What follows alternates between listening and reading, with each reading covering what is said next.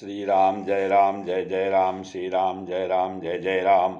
नारायण समारंभां शंकराचार्य मध्यमाम अस्मदाचार्य पर्यंतां वंदे गुरु परंपराम। ओम श्री सीतारामचंद्राभ्याम नमः ओम महेश्वराभ्यां नमः।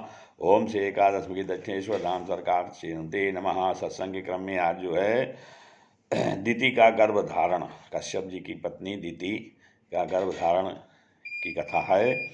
श्री सुखदेव जी कहते हैं, निशम्य कौशारविणोपवर्णितां हरे कथां कारण सुकरात्मनः पुनः सपप्रच्छ तमुद्यतांजलिर्न चाति तृप्तो विदुरोधितव्रतः।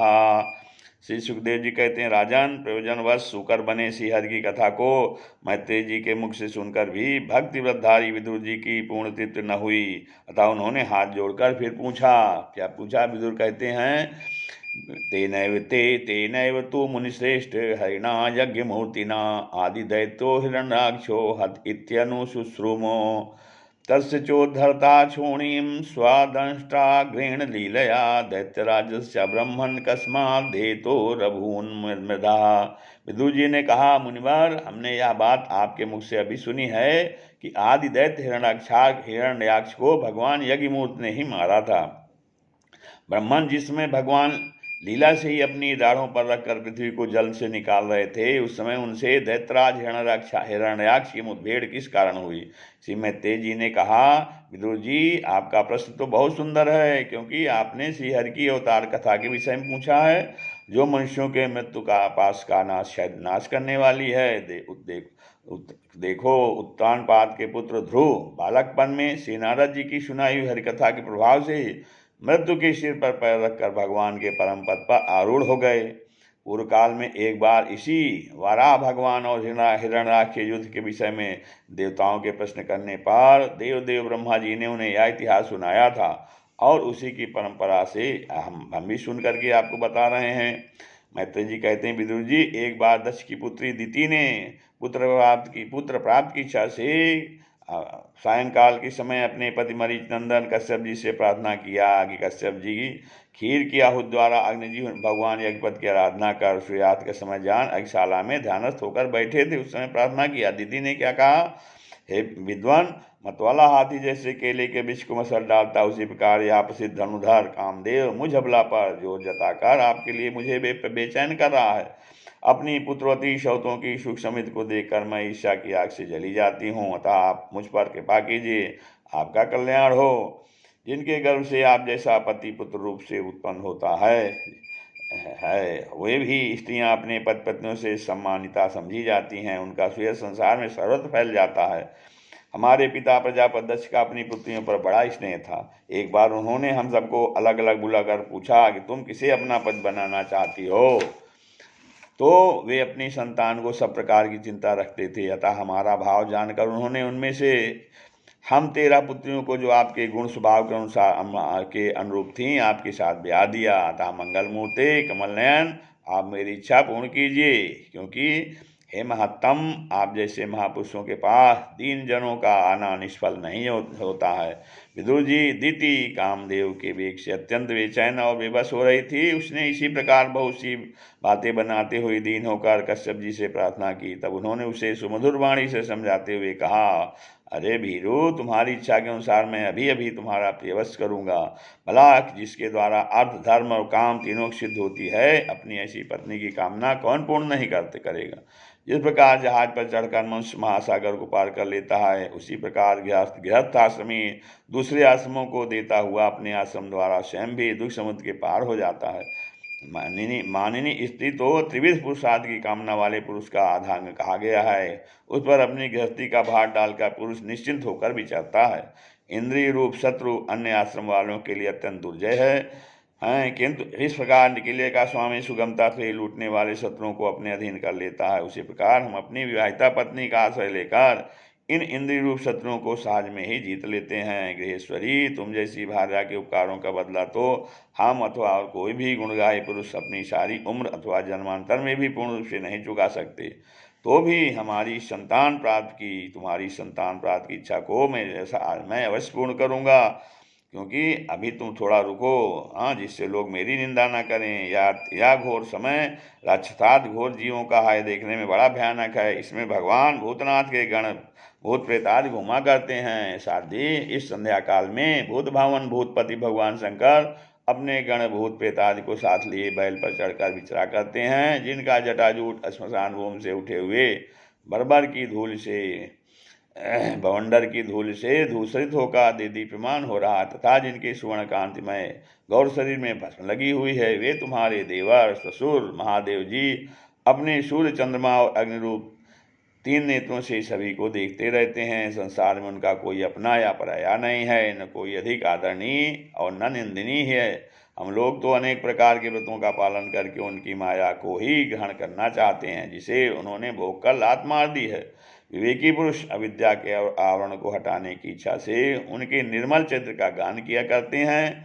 उनसे बढ़कर तो क्या, उनके समान भी कोई नहीं है, और उन तक केवल सत्पुरुषों की ही पहुंच है। यह सब होने पर भी वे स्वयं पिशाचों का सा आचरण करते हैं।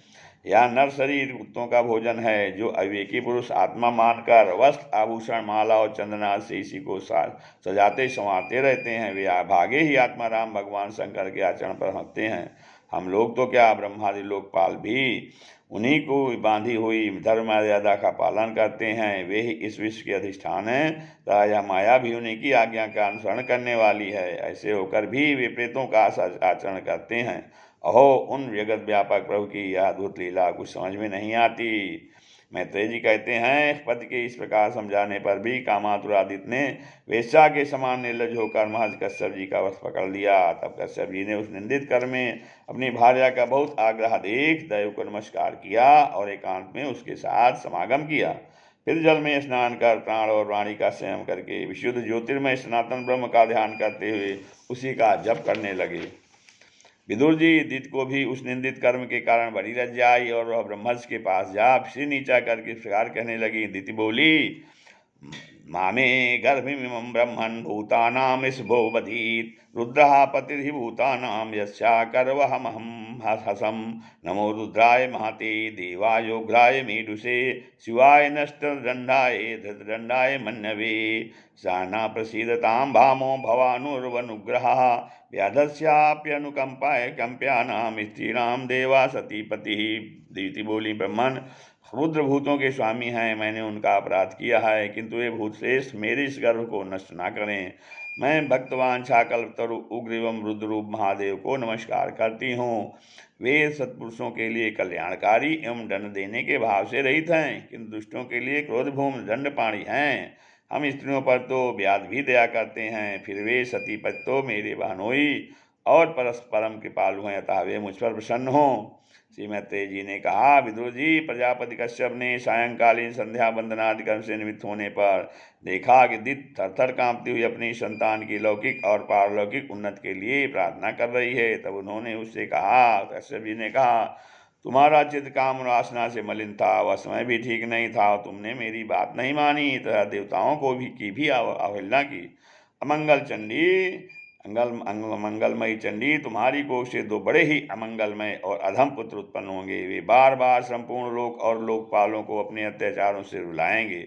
जब उनके हाथ से बहुत से निरपराध और दीन प्राणी मारे जाने लगेंगे, स्त्रियों पर अत्याचार होने लगेंगे और महात्माओं को क्षुब्ध किया जाने लगेगा, उस समय संपूर्ण लोगों को की रक्षा करने वाले जगसी जगदीश्वर कुपित होकर अवतार लेंगे और इंद्र जैसे पर्वतों का दमन करता है उसी प्रकार उनका वध करेंगे।